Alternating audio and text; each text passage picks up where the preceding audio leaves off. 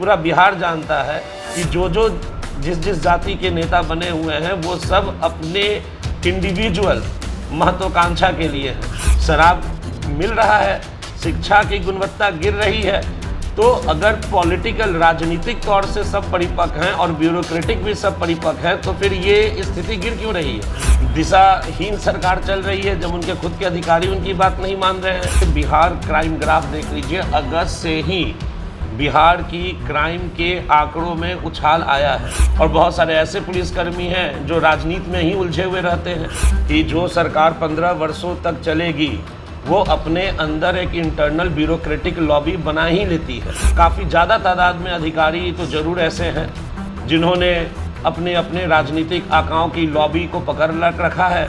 नीतीश जी जब तक बिहार में रहेंगे तब तक बिहार का कायाकल्प नहीं हो सकता। कहीं ना कहीं लोग जो हैं वो दबे आवाज़ से ही जंगल राज 2 बोलने लगे हैं। ये दोनों अपनी क्रेडिबिलिटी राहुल जी खो चुके हैं, नीतीश जी बार बार गठबंधन पलट के अपनी क्रेडिबिलिटी लगभग खो चुके हैं। जो हश्र राहुल जी का इलेक्शन बाय इलेक्शन होता है, 2025 के बाद नीतीश जी का भी वही हश्र होगा। 2024 और 2024 का लोकसभा चुनाव होगा, नीतीश जी औंधे मुँह गिरेंगे और इनकी जो वो तीसरा जो क्या INDI ये जो गठबंधन इन्होंने बनाया है वो औंधे मुँह गिरेगी। वेबसाइट हम लोगों का पब्लिक कनेक्ट करने का एक मुहिम है। चिराग पासवान इन दिनों बिहार दौरे पर हैं, पटना में हैं। कल बजाते उन्होंने अपने पार्टी का वेबसाइट लॉन्च किया, यानी लोक जनशक्ति पार्टी रामविलास, और उसके पूर्व संध्या यानी परसों शाम लाइव आते हैं फेसबुक पर और बिहार में बढ़ती क्राइम के ऊपर लंबा चर्चा वो करते हैं।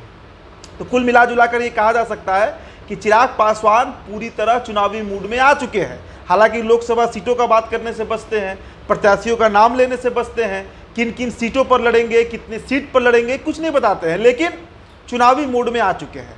राहुल साहब हमारे साथ मौजूद है, शिक्षक हैं, पार्टी ज्वाइन किए हैं, पार्टी के नेता हैं। इनसे हम पहले क्राइम पर बात करेंगे। क्राइम को लेकर आपकी पार्टी मतलब बीजेपी से भी एक कदम आगे चल रही है। बीजेपी तो क्राइम पर बोल ही रही है, क्राइम बढ़ा भी है अगर देखा जाए तो।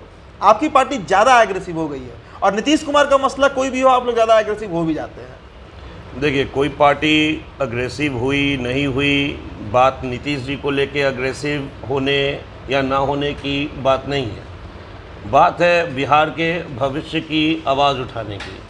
और आप देख ही सकते हैं कि माननीय श्री चिराग पासवान जी निरंतर सिर्फ अपराधी पे नहीं, बिहार से जुड़े हुए जो भी बुनियादी मुद्दे हों, चाहे वो शिक्षा का मुद्दा हो, चाहे वो नारी कल्याण का मुद्दा हो, चाहे वो क्राइम का मुद्दा हो, चाहे वो वृद्धा पेंशन योजना का मुद्दा हो, सब पे लगातार उन्होंने संघर्ष किया है और करते आए हैं और करते रहेंगे भी।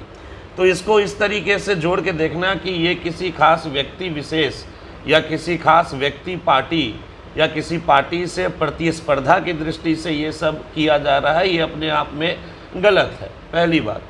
दूसरी बात कि जो बिहार में क्राइम ग्राफ बढ़ा है और विगत 3 वर्षों से जो बिहार का क्राइम ग्राफ बढ़ा है वो सारे बिहार के लोगों के सामने है।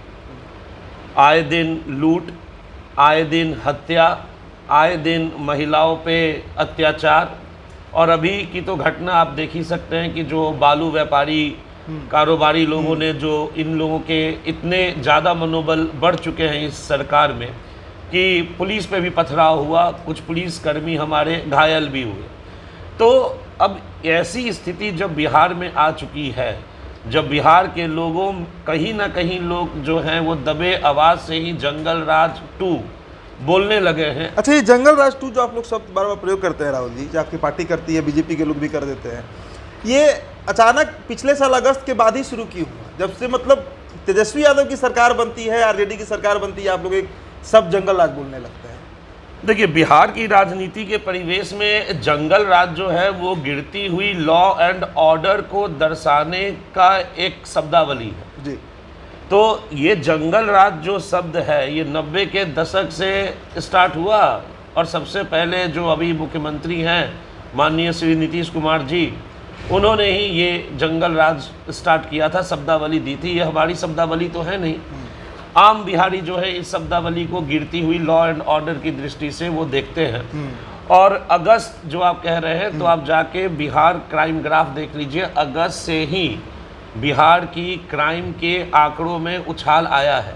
तो जिस समय से स्थिति ऐसी भयावह बन जाएगी, जब लगेगा कि हाँ भाई आम शहरी के जान माल का खतरा अब मंडराने लगा है, तब से ये जंगल राज शब्द का इस्तेमाल हुआ है।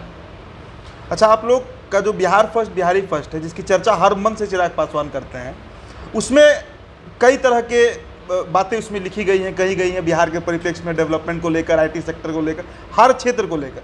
क्राइम के बारे में उसमें कुछ चर्चा है, क्राइम कैसे कंट्रोल किया है? हाँ जी है। हम लोग पुलिस रिफॉर्म्स की बात करते हैं, हम लोग ये बात करते हैं। आप देखिएगा कि बिहार पुलिस में ऐसे नहीं है कि सक्षम अधिकारी नहीं है, बहुत सारे सक्षम अधिकारी हैं, लेकिन पॉलिटिकल वेंडेटा की वजह से उन लोगों को फील्ड पोस्टिंग मिलती नहीं है। तो सबसे पहले तो बिहार फर्स्ट और बिहारी फर्स्ट में एक ही एजेंडा, एक जो सर्वप्रथम एजेंडा है कि बिना कोई पक्षपात और भाई भतीजावाद की सरकार बनेगी। तो ये जो भाई भतीजावाद या बिना पक्षपात की सरकार है, ये पुलिसिया जो स्थिति है उसमें भी लागू होगी। तो सबसे पहले तो अगर हमारी सरकार आती है तो हम लोग जो आपको मेरिट जो ऑफिसर्स हैं उन लोगों को संटिंग पोस्ट से हटा के फील्ड वर्क पे लाएंगे। बहुत सारे ऐसे हमारे पुलिसकर्मी हैं जो राजनीति में उलझते नहीं हैं, और बहुत सारे ऐसे पुलिसकर्मी हैं जो राजनीति में ही उलझे हुए रहते हैं। परफेक्शन IAS सिविल सेवा BPSC UPSC परीक्षा के लिए एकमात्र समर्पित और रिजल्ट ओरिएंटेड संस्थान, बेहतर सफलता के लिए केंद्रित। Perfection IAS foundation course Hindi और इंग्लिश माध्यम में विश्वसनीय गाइडेंस के साथ सुनिश्चित की जाती है। 64वीं, 65वीं, 66वीं BPSC परीक्षाओं में सबसे ज्यादा 107, 69, 131 क्रमशः रिजल्ट देने वाली संस्थान perfection IAS, Kumar tower, boring road, Patna. तो जो राजनीति में उलझे हुए हैं उन लोगों को फील्ड से हटाना चाहिए, और जिनका पास्ट रिकॉर्ड क्लीन है, जिन्होंने रिजल्ट दिया है, जिन्होंने नक्सलियों के खिलाफ लड़ाई लड़ी है, जिन्होंने MCC के खिलाफ लड़ाई लड़ी है, वैसे पुलिसकर्मी को फिर से फील्ड में लाना चाहिए। और उन पुलिसकर्मी को फील्ड के अलावा पुलिस हेडक्वार्टर्स में भी डालना चाहिए, जिनके गाइडेंस में हमारे आने वाली युवा जो है वो पुलिस परीक्षण ले सके। तो मतलब नीतीश कुमार के अगल बगल जितने अधिकारी दिखते हैं, चाहे वो पुलिस के अधिकारी हों, सचिव स्तर के अधिकारी हों, उनको आप कॉम्पिटेंट नहीं मानते हैं, या वो काम करने नहीं दिया जा रहा है, कर नहीं पा रहे हैं? देखिए, मैं सबकी बात तो नहीं कर रहा, लेकिन हाँ इतना तो आप भी जानते हैं, आप भी पत्रकार हैं, कि जो सरकार 15 वर्षों तक चलेगी वो अपने अंदर एक इंटरनल ब्यूरोक्रेटिक लॉबी बना ही लेती है। ये मतलब कोई छिपी हुई बात नहीं है। तो मैं सब अधिकारियों की बात नहीं कर रहा, लेकिन हाँ कुछ और काफ़ी ज़्यादा तादाद में अधिकारी तो ज़रूर ऐसे हैं जिन्होंने अपने अपने राजनीतिक आकाओं की लॉबी को पकड़ रखा है, और एक ही जगह एक ही पोजीशन पे निरंतर वो काम कर रहे हैं। लेकिन नीतीश कुमार तो शपथ भी दिलवाते हैं। आपको याद होगा पिछले साल ही बापू सभागार में पूरे पुलिस अधिकारियों को खड़ा करके शपथ दिलवा रहे थे कि शराबबंदी होगा ना, और बार बार शपथ दिलवाते हैं। तो वो तो काम कर ही रहे हैं। हो सकता है कि ब्यूरोक्रेसी का फेलियर हो, सरकार चाह रही है, सरकार का सुन नहीं रहा है लोग। अगर सरकार का नहीं सुन रहा है तो फिर किस तरीके का सरकार नीतीश जी चला रही है? इसका मतलब है कि उनकी दिशाहीन सरकार चल रही है, जब उनके खुद के अधिकारी उनकी बात नहीं मान रहे हैं। अगर ऐसा है तो, और अगर ब्यूरोक्रेटिक इनएफिशिएंसी है तो पॉलिटिकल लीडरशिप जो बिहार की है उनको ये देखना चाहिए कि ब्यूरोक्रेटिक इनएफिशिएंसी क्यों है। क्योंकि लॉ एंड ऑर्डर तो गिर रही है, शराब मिल रहा है, शिक्षा की गुणवत्ता गिर रही है। तो अगर पॉलिटिकल राजनीतिक तौर से सब परिपक्व हैं और ब्यूरोक्रेटिक भी सब परिपक्व हैं, तो फिर ये स्थिति गिर क्यों रही है? कहीं ना कहीं या तो पॉलिटिकल क्लास नहीं तो ब्यूरोक्रेटिक क्लास, दोनों में कहीं ना कहीं कोई प्रॉब्लम है। तो इन दोनों को तो आत्मचिंतन करना चाहिए। और खैर, आत्मचिंतन करने का अब समय रहा भी नहीं। 2024 और 2025, 2024 का लोकसभा चुनाव होगा, नीतीश जी औंधे मुंह गिरेंगे, और इनकी जो वो तीसरा जो क्या INDI जो गठबंधन इन्होंने बनाया है वो औंधे मुंह गिरेगी। और 2025 तक आते आते विधानसभा में एंटी इनकम्बेंसी इतनी हाई है, आप जाके गांव और ब्लॉक स्तर में जाके देखिए, जो लोग ख्याली पलाव में नहीं जी रहे हैं, जो लोग ये मान के नहीं चल रहे। ये गठबंधन चलेगा जो आप लोग, चिराग तो लगातार बोलते हैं कि चलने वाला नहीं है, चलने, लेकिन जमीन पर क्या लग रहा है? ये INDI ये 24 तक टिक पाएगा?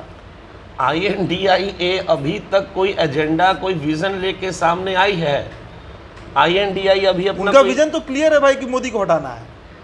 अब यही तो पर्सनल वेंडेटा लेके आप राजनीति कीजिएगा तो आप कहाँ से समाज का कल्याण कीजिएगा। विगत 9 वर्षों से तो वो मोदी जी को हटाने की ही कोशिश कर रहे हैं, हटाते हटाते खुद हट चुके हैं। तो उनको तो आत्मचिंतन करना चाहिए। एक शिविर भी लगा था कांग्रेस का बहुत पहले, आई थिंक 2015 में आत्मचिंतन को शिविर था। पता नहीं वहाँ से वो लोग क्या आत्मचिंतन लेके निकले कि फिर 2019 में हार गए और फिर 2024 में हारने वाले हैं। देखिए जनता किसी नहीं, को लेकिन भी इस बार आत्मचिंतन नहीं किए, इस बार पदयात्रा किए हैं राहुल जी। देखिए पदयात्रा किए हैं तो पदयात्रा का क्या फ़ायदा उनको मिला है वो आने वाली इलेक्शंस में दिख जाएंगे। और बिहार में कांग्रेस की स्थिति क्या है, अगर बिहार में ही कांग्रेस की स्थिति बात करें तो पदयात्रा से यहाँ के कांग्रेस इकाई की कितनी मतलब वृद्धि हुई है वो आप देख सकते हैं। बिहार में सदियों से हाशिए पे हैं, पदयात्रा के बाद भी हाशिए पे हैं। राहुल गांधी जी और अब नीतीश जी भी आ रहे हैं उस लिस्ट में। ये दोनों अपनी क्रेडिबिलिटी, राहुल जी खो चुके हैं, नीतीश जी बार बार गठबंधन पलट पलट के अपनी क्रेडिबिलिटी लगभग खो चुके हैं। जो हश्र राहुल जी का इलेक्शन बाय इलेक्शन होता है, 2025 के बाद नीतीश जी का भी वही हश्र होगा। अच्छा, बिहार में जातीय समीकरण देखा जाए तो इनका गठबंधन मजबूत है एनडीए गठबंधन से। अगर देखा जाए तो भाई अगर 14 में ही लालू जी नीतीश जी साथ होते तो जो 4 सीट राजद को आया था और 2 सीट नीतीश जी को आया था, 6 सीट था, वो 16 सीट भी हो सकता था। देखिए यूपी बिहार की राजनीति में जातीय समीकरण एक महत्वपूर्ण रोल प्ले करता है, ये बात सही है। लेकिन अब समय बदल रहा है। जातीय समीकरण जितना 10 वर्ष और 15 वर्ष पहले था उतना अब नहीं है। आज जो युवा हैं, जो नई पीढ़ी आ रही है, वो किसी भी जाति की हो, उनका डिमांड क्वाइट क्लियर होता है कि हमें रोज़गार चाहिए और हमें जीने के अच्छे अवसर चाहिए। जो सरकार ये मुहैया कराएगी, ये लोग कास्ट लाइन से ऊपर उठ के वोट करेंगे। माननीय नरेंद्र मोदी जी का 2014 में ऐतिहासिक जीत और 2019 में ऐतिहासिक जीत इस बात का संकेत है कि जातीय व्यवस्था अभी यूपी बिहार जैसे क्षेत्र में है, लेकिन धीरे धीरे वो कम हो रही है। और इस जो जातीय समीकरण की आप बात कर रहे हैं, पूरा बिहार जानता है कि जो जिस जाति के नेता बने हुए हैं वो सब अपने इंडिविजुअल महत्वाकांक्षा के लिए हैं। अच्छा, मुकेश सहनी चिराग के ही पद चिन्ह पर चल रहे हैं और बीजेपी से बार्गेन करने के लिए निषाद आरक्षण की बात कर रहे हैं।